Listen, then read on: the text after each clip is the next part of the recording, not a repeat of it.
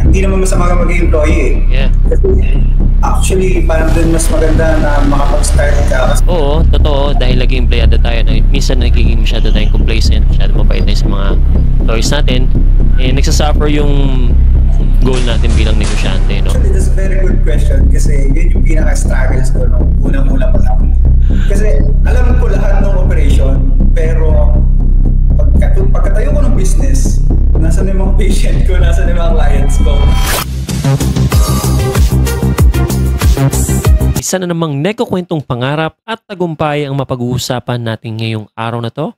And I'm Ferdinand Donesa, your FN Station podcast host. This podcast is about how an ordinary person, a long-time employee, a freelancer, or aspiring entrepreneur can become extraordinary by simply saying yes to yourself and start taking action. And if you have friends and families who needs to hear this story, please don't hesitate to tag and comment their names down below. And tonight, our guest is like everybody else, a regular person and an ordinary guy, but have an extraordinary dream who decided to start and take action towards his goal. He is a former hospital employee for the past 2 years, and he is also a registered medical technologist and the first entrepreneur in their family. He is a young founder and CEO of V-Health Diagnostic Corporation, and at the age of 27,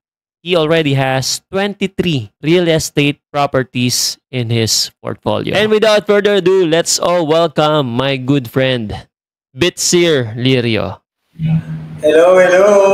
Thank you, Brother FN, sa pag-invite sa podcast na to. Tagal natin ito pinag-usapan last time pa. So, buti ngayon, natuloy na tayo. Sobrang excited talaga ako dito sa podcast na to. Salamat dahil nabigyan mo din ng pagkakataon para matuloy ito. Buti na lang, holiday talaga. Oo. Okay, brother. Sino ba talaga si Bitsir Lirio? Pakilala ka naman sa kanila, especially your family background, and gano'n ka na ba katagal sa business? Short things about you. Okay, so my name is Bitsir Lirio. Ang profession ko is registered medical technologist. So, kami yung mga nagwo-work sa laboratory sa mga private hospital, sa mga clinic. Kami nagte-test ng mga blood samples nyo. Yun yung trabaho ng medical technologist. So, ako po ang background ng family ko is wala naman kaming exactly talaga na business.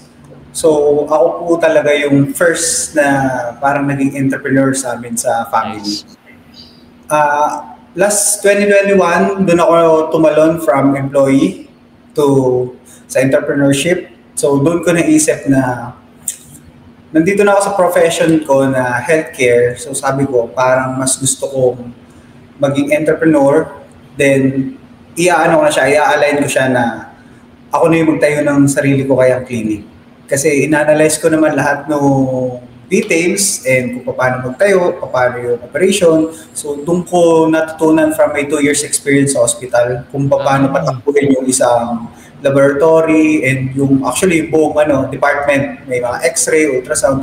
Doon ko lahat siya natutunan sa 2 years experience ko sa hospital. So, malaking tulong siya na sa simula talaga, hindi naman masama ka maging employee eh. Yeah. Kasi actually, parang dun mas maganda na makapag-start ka kasi dun made-develop yung mga skills mo na magagamit mo pag naging entrepreneur ka. So, yun. Diba, sabi mo, yung business mo na yan is related din sa work mo. Is it same talaga ng ginagawa mo nun? Time na yun? Yes, actually, same talaga siya.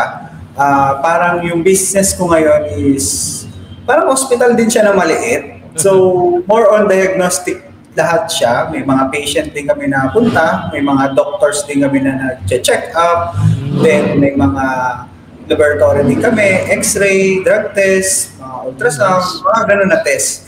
So, definitely, parehas lang naman din siya nung trabaho namin sa hospital. Kaya, doon ko nga natutunan lahat ng mga pasikot-sikot dito sa industry na to and na-apply ko dito sa business namin. Paano ka ba napunta sa business na yan and how did you take the leap to really start your own? Actually, last 2020, pandemic siya eh. Yeah. So, nag-apply ako actually sa abroad. Oh. Sa abroad ako nag-apply. And actually, mag-exam na ako noon. Then after ko na exam, lilipad na sana ako. So ngayon, anong nangyari? Parang isang araw kasi, gusto kong sumubok ng small business that time. Hindi pa yung clinic yung naging first business ko. Okay. So my first business is car shop. So mahilig kasi ako sa sasakyan talaga. Totoo yan. So yung passion ko, ginawa kong business ko. So yung sa car shop, nag-change oil kami, yung mga basic maintenance, nag-detailing kami ng mga sasakyan. So dun nag-start talaga yung pagiging entrepreneur ko. From then, nung nagkameron ako ng idea na sabi ko, parang gusto ko na nga i-align sa profession ko yung magiging next business ko. Then dun ako nag-come up na business idea na gayahin ko yung mga ibang clinic or diagnostic na may mga nakatayo na, tapos i-apply ko yung mga natutunan ko sa hospital. Kasi mas kaya ko siyang patakbuhin for me, gawa ng experience ko. So, way back yun ng pandemic talaga, 2020. Then 2021, nag-start na akong tayo ng clinic. Then 2022 hanggang ngayon na nakapag-expand kami sa Laguna. Siyempre, sabi mo, nag-start ka bilang empleyado, wala kang family na negosyante. Hindi ka ba na-overwhelmed na nag-jump ka agad sa business na, although alam mo yung operation, pero syempre, hindi lang yung about medical yung alam mo dapat pagtapatakbo ng business, no? So, paano mo yun na-overcome? Actually, that's a very good question kasi yun yung pinaka-struggles ko nung unang-una pa lang. Kasi alam ko lahat ng operation, pero pagkatayo ko ng business, nasa na yung mga patient ko, nasa na yung mga clients ko. Parang hindi ko na alam yung gagawin ko kasi nakatayo na yung business, alam ko pa paano i-operate, kompleto na ako ng lahat. Pero wala akong clients talaga, as in parang buong 1 month. Tapos doon ako isang beses na kapag-isip na may mali sa ginagawa ko kasi nag-focus lang ako sa operation and kung ano lang yung knowledge ko ngayon or skills, doon lang ako tumutok eh. So, doon pala merong marketing, so may mga inventory pa na ayusin, sa mga staff, sa leadership, maraming kailangan matutunan pa sa business eh. So, doon ako nag-start sa marketing muna kasi I think yun yung pinaka-fuel ng business, kaya yun yung pinaka-priority ko that time. Then, of course, nagpatulong ako sa mas mga ahead sa akin na businessman, kumanek din ako, paturo ako kung paano ako mag-market. And talagang chinaga ko lang, aral lang ako, books. Tapos yung learning curve ko, parang 1 to 2 months bago kami nagkameron ng traction. Nice. Kasi na-apply ko yung mga natutunan ko sa marketing. In-execute ko agad siya. So may mga mali pa, tapos i-adjust ko ulit. Hanggang yun, nagkakameron na kami ng clients dahil doon. So doon ko nakita na may nagbago. Galing. Tapos actually yung that time, parang yung team ko nga, nagkameron na kami ng usapan na hindi na ako pwedeng sumama sa operation. Kasi dati ako din yung nagraran ng mga sample, ganyan. Kasi sanay ako sa ganun eh. Parang employee nga ako, kung ano ginagawa ko ng employee, yun din yung ginagawa ko sa business. Which is yun yung natutunan ko na may mali ako dun sa ginagawa yun kasi dun lang ako nakafocus. Lang dun talaga yung business. Nagiging limited yung galaw ko as a CEO dun sa company dahil dun sa ginagawa ko. Then, doon na nag-expand yung knowledge ko. Doon ako nakamit ng mga ibang entrepreneur. Tapos sabi ko, nga, no, tama yung... Nakita ko na tama na yung path na pinupuntahan ko. Hindi ko pala kailangan bumaba doon sa operation tapos doon na lang ako mag-stay. Pero buti, no? Kasi sabi mo na nagplano kang mag-OFW, no? If you don't mind, saan ba related yung magiging work mo sana abroad kung nagtuloy ka? Actually, kami mga nasa medical field kasi, parang, kasi dito medyo sa Pilipinas hindi priority healthcare, unfortunately. So ngayon, yung market natin din, hindi ganun kaganda. So yung mga sweldo din ng mga healthcare workers, mababa talaga, kasi mababa. So overworked then underpaid. Mahirap talaga yung buhay namin, lalo na ng pandemic, sobra. So, wala nang ibang choice. Kung gusto mo talaga medyo makaahon sa buhay kasi ang mahal ng meeting and everything, kailangan mo talaga mag-abroad.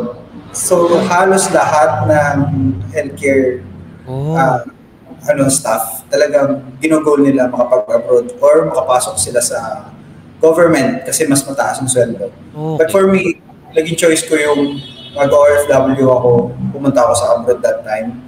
So kaya nga sabi ko, mag-exam na ako noon, naka-apply na ako, nakabayad na ako, may agency na ako, may pupuntahan na ako employer. And nag-try ako mag-car shop, parang habang hinihintay ko yung application ko ng papel, doon ko naisip na, ba't di ko nga subukan nga yung ako yung mag-business ng the industry.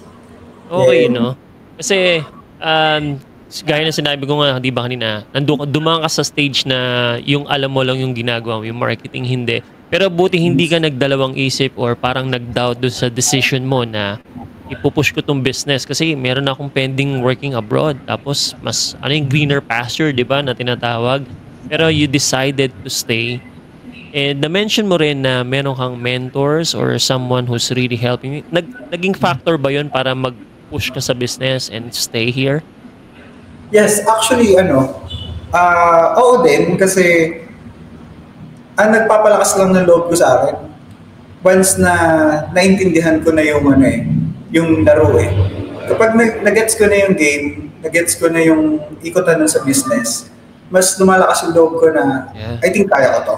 Kaya ko to kasi ito lang yan eh. Nag-i-start na ako nitong mga idea na to, i-execute ko na lang siya, then subukan ko. Kasi yung pag-abroad, kahit ngayon, pwede naman ako mag-abroad eh. Yeah. Pwede ako mag-apply sa abroad ngayon. Hindi talaga para sa akin itong business. Pero, yun nga, sabi ko, once in a lifetime opportunity din to. Kaya, ginarap ko na talaga, hindi na ako nagdalawang isip na Galing. tuloy ko na yung pag-abroad ko. Yun nga, kinancel ko na nga siya lahat, which is dapat may employer na rin ako, kompleto na ako doon.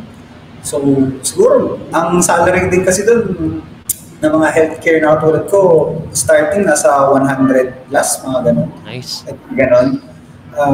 Yun, Lucrative. may sacrifice ako. Oh, lucrative sa iba yun eh, di ba? 100 plus eh, no? Yeah. Nakita ko yung, yung grit mo eh. Baga, meron ka bang from your family na parang nakuha mo ng ganyang attitude, ganyang personality? Or talagang ganyan yung built mo sa... Actually sa family, parang baligtad nga eh. Kasi sila yung lagi nagsasabi sa akin na hindi, huwag ka muna magpadali. Diyan ka muna, ganito lang muna. Yung typical na Yes. payo sa atin. Tama. I think sa family ko, ako lang yung naging ganito. And ang kinoconsider ko na talaga is parang built ako different Yeah. talaga sa iba. Siguro parang dito talaga ako para sa sumalo ng mga stress, problem solver. Dito talaga ako naka-built in. Eh sila pag may narinig na, oh may problema na naman, yung mga average tao, may problema, ayaw na agad nila eh. Yeah. Ako parang mas nagugustuhan ko na siya kasi mas na-challenge ako. Tapos may mga, yun talaga yung trabaho natin eh, mag-solve ng problem eh. Yeah. So hindi mawawala yung problem talaga sa business. Yun talaga yung trabaho mo. Lalo na sa CEO mo yun, yun talaga yung trabaho ko, mag-solve ng problem. Every day, paggising ko sa umaga, tatanong ko si God, what's on the menu? Anong problem ngayon isosolve ko? Ganun ako. Ganun na yung naging mentality ko. And pag naging ganun na kasi yung mentality mo, yung problem, welcome na lang talaga siya. That's Yun true, talaga. no? Kung may pangarap ka eh, mas malaki yung why. Diba? Yes. Dun sa mga, kaysa dun sa how eh, mas malaki talaga yung why. And during your startup business, no, anong simula ka, aside dun sa pagiging, naging part ka ng marketing ng sarili mong business, meron ka pa bang ibang mga challenges na pwede mong i-share, especially na kailangan ng mga startup business owner or aspiring business owners? Kung ano yung mga challenges talaga na kailangan pagdaanan to be really, maging ready sa mga next part mo ng business? For me, ang pinaka naging challenge sa akin is about sa people, sa leadership. Kung sino yung mga isasama mo, kung sino yung... Kasi pag minsan kailangan mo talaga mag-alis eh. Yes. Nang hindi ko natutunan agad yung una, which is sana natutunan ko nung simula pa. Yun yung wini-wish ko. Kasi parang napalaki ako na yung okay lang lahat, normal lahat, walang masyadong problema, gano'n. Kaya parang nagiging naive ka sa mundo eh, na walang gantong tao, hindi ka magkakaproblema sa mga gantong tao, na may gantong ugaling tao, ganyan. So, for me, parang nahahayaan ko lang lagi yung mga tao sa paligid ko na nagagawa nila yung gusto nila. So, minsan naapektuhan yung business namin dahil sa hindi ko pagiging strict. Yung parang ayaw kasi maging strict Nagkakaroon sa akin yung pagiging employee ko pa rin dati. Na ayoko yung boss na strict, ayoko yung boss na wala din kailangan susundin mo siya, yung gano'n. Totoo yan. So, stick yun sa akin. Kaya ako parang may stigma sa akin na ako yung nahihiya sa employee na magsabi na ganito yung gagawin mo, ganito yung gagawin, at ganito dapat yung outcome. So, neto ko na lang siya natutunan nung huli. Tapos mas naging okay yung takbo ng company namin nung in-apply ko siya. Nice. Mas naging strict na ako sa kanila. May time talaga na kailangan mo din magalit minsan Parang gano'n. Yes. Kaya kailangan mo itama yung mga nakikita mong mali. Hindi mo pwedeng hayaan. Pag may na-check ka na agad na red flag, dapat in-execute mo agad. Dati kasi ako parang pag may red flag ako naamoy or may red flag ako nakikita, parang inisip ko baka hindi naman, baka ganyan. Ngayon, hindi. Mahalungkat ko na talaga lahat. Kailangan kitang tanggalin. Kailangan talagang matanggal ka na sa team. Kasi maapektuhan yung buong business. Which is, meron akong duty, hindi lang sa'yo, kumbaga sa mga iba ding employees. So, kung hindi ka talaga fit para sa team, kailangan ka namin tanggalin. Ganun na lang naging principle ko netong huli sa mga tao. Which is yun yung isa sa mga kahinaan ko talaga dati. Parang naging people pleaser ka sa mga tao. Yeah. Pangit yun as a business owner. Kailangan mo din talagang tumabla, kumbaga. Yeah. Yun yung kasabihan. Galing yun. Pasok kasi yun Kumbaga isang key lesson yun or mindset shift natin bilang mga negosyante na oo, totoo, dahil naging empleyado tayo, minsan nagiging masyado tayong complacent, masyado mabait tayo sa mga employees natin. Nagsasuffer yung vision yung mismong goal natin bilang negosyante, no? So ikaw, since for the longest time na negosyante ka, I'm sure meron kang mga wins in business na masasabi mong naging sobrang rewarding sa'yo at mas makonsider mo talaga siyang win, something na hindi mo siya nakuha nung time na employed ka pa. So ano yung mga bagay na yun na makonsider mo na wins mo and thankful ka dahil nag-jump ka sa business?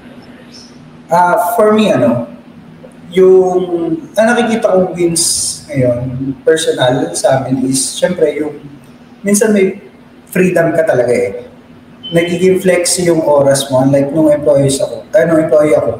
So, nakatali talaga ako. Wala akong mag-work ng 8 hours. So, ngayon, since flexible yung oras mo, may mga nagagawa ka pang ibang bagay So, ngayon nakakapag-aral pa ako, nakaka-attend ako ng mga seminar, mga ganun. So, na-enjoy ko. At the same time, nadadagdagan yung knowledge ko at yung personal development ko. Mas madali siyang makaangat. And of course, syempre, may pambayad ka kahit paano ngayon. Unlike nung employee ko, ang sweldo ko lang dati, like, that time, parang 11,800. Yun ang start. So, wala talaga ang titira. So, ngayon, minsan may business ka na kasi, kumita ka ng kaunti, nakapag-reinvest ka. For me, yung mga ganung bagay, yun talaga yung mga wins ko compare nung employee pa lang ako. Yeah. At the same time, nakakatulong ko sa mga ibang tao, nakakapagbigay ka ng work, and yung business ko kasi about sa health. So, wins na rin sa akin kapag nakapagpagaling kami brother ng pasyente. Yeah. Lalo na yung sobrang pasalamat sila kasi kung hindi naagapan yung sakit nila, pwedeng maging masama yung kalagayan nila. So, dahil sa amin, natulungan namin sila na nag-okay, naging normal sila. So, doon pa lang talagang pag yung mga patient namin, ngiting-ngiti, nagbibigay ng tips sa amin, sa mga doctors, kasi napagaling sila. Sobrang win na yun sa amin. Sobra. Yeah. So bro, no, kasi I'm sure, since sa pag-usapan naman ito before, sa mga wins mo, so ito yung isang part ng win mo na gusto ko rin i-share mo sana, no? Kasi di ba, alam ko naman na you are into real estate din, ano? Di ba, i-share mo yan kasi ito yung something na na-amaze ako sa'yo kasi nagawa mo siya. Tapos meron kang toy. Meron kang toy, di ba? Na naging win mo din nung nag-business ka. Pwede bang i-share mo yan, brother? Yeah, sure. Oo, kasi talagang hindi rin ako kapaniwala na pull off ko yung mga deals ko dun sa real estate. So, kasi na-inspire ako kay kung kilala niyo si Robert Kiyosaki. Yeah. Inspire ako sa kanya. So, minabasa ako sa kanya na nakakabili siya ng property or nakakabili siya ng condo na wala siya masyadong perang nilalabas. So, it's like back-to-back loan, credit card, something like that, then financing. So, parang ang ganda ng laro ng real estate kasi nagiging creative ka sa mga deals mo kung paano mo i-finance. And hindi siya all about na kapag may pera ka lang, doon ka lang makakabili ng mga property. Kasi yun ang na-ingrate sa akin eh. Yeah. Kailangan ko ng pera para makabili ako ng property. Kasi yun din ang sinasabi sa akin ng dad ko, sabi sa akin. Hindi ka pa makakabili ng mga ganyang bagay kasi nag-i-start ka pa lang mag-business, wala ka pang pera, magkano pang pera mo sa bangko, wala ka pa atang 100,000 na pera dyan, paano ka makakabili ng property? Tapos, medyo na-challenge ako doon eh. Nag-aral ako habang nag-business ako, at the same time sa side hustle ko, nag-aaral ako ng real estate. Sabi ko, paano ako makakabili ng property na under 50,000 lang? Gano'n na presyo. So, attend ako ng seminar din, attend ako ng mga trainings, basa ako ng mga books. Then, may na-figure out lang ako ng formula na nag-work sa akin talaga siya. And by numbers, under 50K, nakabili ako ng isang property. Then, naparent ko siya ng 15,000. Actually, parang nagne-net ako ng 12,000 sa isang property ko. So, sabi ko, sa 12,000 na yun, may pang allowance na gusto ko lang kumain free, Then doon ko natutunan na sa business kasi natin, tayo nagre-reinvest lagi. Yeah. So tayo, talaga nasasait minsan kasi pag may profit kayo, kailangan niyo munang i-reinvest ulit sa business para mag-grow. Totoo yun. Medyo nahihirapan ako kasi mayroon akong idea na sana yung lifestyle ko medyo umangat din ng konti. Yeah. Hinahabol ko talaga yung lifestyle na umangat ng konti. Ayoko mag-adjust na ibababa ko yung lifestyle ko dahil ito lang income ko. Yeah. Sabi ko, okay, yung lifestyle ko gusto ko ganito, habulin ko ng income ko. Real estate yung naging vehicle ko doon. So, lahat ng kita ko talaga sa real estate, pinangbibili ko lang talaga pinaglalakwatsa ko sa komos sa pamilya. So, that time, parang nagkameron na ako ng I think income ko lumaki na hanggang 70,000 a month. So, ang ginagawa ko lang doon, that time, kain lang ako na kain sa mga resto eh. Baga naubos yun. Isang buwan, kailangan kong, gusto kong ipang-shopping, ipang-bili ng pagkain. Naubos ko lahat yun, 50 to 70K sa kita ko sa real estate. But sabi ko parang sayang lang. Sabi ko, parang gusto ko bumili ng isang sports car lang. Kahit entry lang na sports car, hindi naman ganun kamahal. Para hindi naman masyado kami sain. Then, ayun. Doon ko na-purchase yung una kong sports car na binili. Then, sabi ko, gusto ko pang i-scale nga yung mga real estate property. Kasi yung business ko, siya yung tigagawa ko talaga ng pera, profit, or nire-reinvest ko ulit siya hanggang lumaki. Pero yung real estate ko talaga yung pambili ko ng lifestyle. Yung real estate talaga yung pambili ko ng lifestyle. Kaya I think sa mga nag-business din, sa mga may future, I think talagang everybody, dapat may portfolio ko na real estate sa inyo. Yeah. Kasi doon talaga yung wealth. And hindi mawawala yung property nyo basta may address yan dyan. And as long as nagbibigay sa inyo siya na positive na income, like rentals, wala kang magiging problema dyan. Yan. I think isa yung sa mga medyo unaware ang mga Pinoy, I can say, especially mga employees, parang yun yung mindset nila na mag-iipon muna ako bago ako bumili ng, alam mo yung parang last resort nila yung real estate. Pero kung matututunan nila yung discarding Robert Kiyosaki talaga. Yeah. Actually, for me nga pwede kong balik rin na siya muna yung una ko. Para yung foundation ko sa personal ko, lifestyle, hindi siya masyadong hirap. Sa pagkain mo pa lang, sa mga pagbayad mo ng bills, at least meron ng may nagbabayad na. Yung real estate malaking tulong doon. Tapos, pag gusto mo mag-plan ng business, hindi ka masyadong mahihirapan. Kasi yun yung naging struggle ko din nung una. Nung nag-business ako, Siyempre, sad yung finance ko, lahat naka-invest din sa business. Wala rin masyado pang kita siyempre sa panimula. Ultimo pagkain, ang hirap kasi yung everyday na breakfast, lunch, dinner mo, magastos din siya. Sa labas ka lagi, bibili ka palagi. Yun, so makatulong din, mga karinderya, mga ganun, mga mura-mura lang na pagkain para lang makasurvive. Pero nung natutunan ko nga yung real estate, talagang doon nagbago din yung lifestyle ko na naka-adjust naman ako kahit paano. Yan. Siguro bro, isa yan sa itatopic natin next time. No? Hihimay-himay natin yan kung paano siya ginagawa para makatulong din tayo doon sa mga aspiring na mga negosyante na magkaroon ng ganyang portfolio. Which is, medyo, ang magaling kasi dyan, you did it at a young age talaga. Baga, nasimulan mo siya ng maaga. Which is, yun yung napakaganda. Kaya mo siyang palaki ng gusto yung portfolio mo sa real estate mo. So, ito naman bro, no?